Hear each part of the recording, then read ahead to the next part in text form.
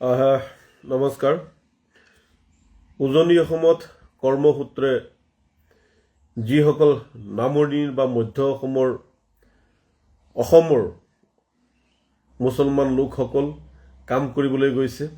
কোনোবা ইটা ভাটাত শ্ৰমিক হিচাপে কাম কৰি আছে, কোনোবাই বিল্ডিং বনাই আছে, অট্টালিকা বনাই আছে, কোনোবাই ৰাস্তা ঘাটৰ কাম কৰি আছে, কোনোবাই দলঙৰ কাম কৰি আছে, কোনোবাই মাছ বিক্ৰী কৰি আছে, কোনোবাই ৰিক্সা চলাই আছে বা কোনোবাই খেতি পথাৰৰ কাম কৰি আছে।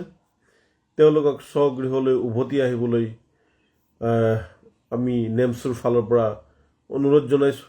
কাৰণ মই আজি দেখিছোঁ ফেচবুকত কিছুমান উজনিৰ মানুহে আমাৰ মিয়া মুছলমান মানুহক তেওঁলোকে মাৰপিট কৰিছে আৰু ফেচবুকত ফটো দিছে আৰু তাতে তেওঁলোকে লিখিছে, মিয়াৰ পিঠি আমাৰ লাঠি। গতিকে তেওঁলোকে যিহেতু অত্যাচাৰ আৰম্ভ কৰিছে, আমাৰ অলপ হ'লেও লাজ চৰম থাকিব লাগে। ইমান মানা কৰাৰ পিছতো, ইমান তুচ্ছ তাচ্ছিল্য কৰাৰ পিছতো, ইমান গালি পাৰাৰ পাছতো, কাম কৰাৰ টকা পইচা নিদিয়াৰ পিছতো এই কিছুমান নিৰ্লজ্জ শ্ৰমিক আছে আৰু কিছুমান দালাল মহুৰি আছে।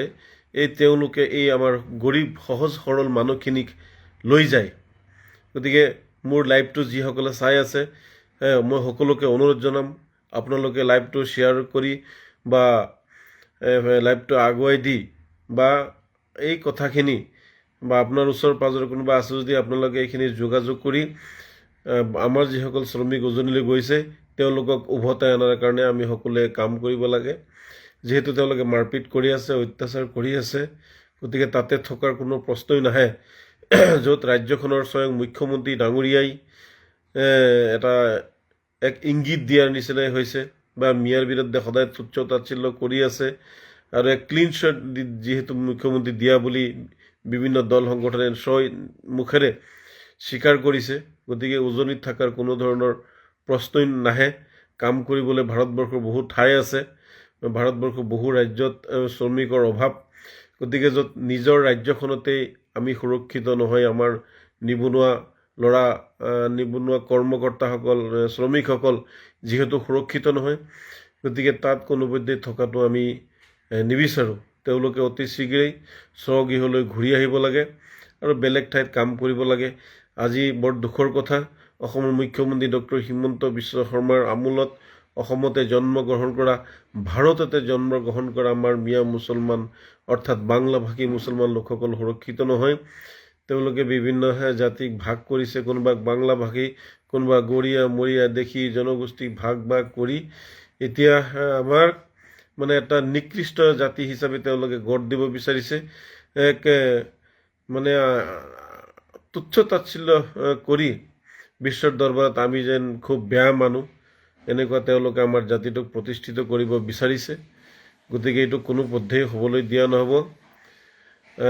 আমি ইয়াৰ বিৰুদ্ধে প্ৰতিবাদো কৰিব লাগিব আৰু নিজে ভাল হ'ব লাগিব। উজনিৰ পৰা যিসকল মানুহ আছে, যাৰ যাৰ চিনাকি আছে, সকলোৱে স্বগৃহলৈ আহি যাওক।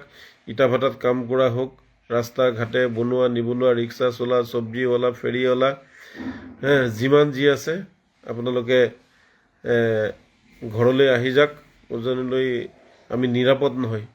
ভাৰতীয় সংবিধান উলংঘা কৰিছে একাংশ লোকে, লাঠি লৈছে একাংশ লোকে, ঘৰে ঘৰে বিচাৰি ফুৰিছে, মাৰপিট কৰিব বিচাৰিছে।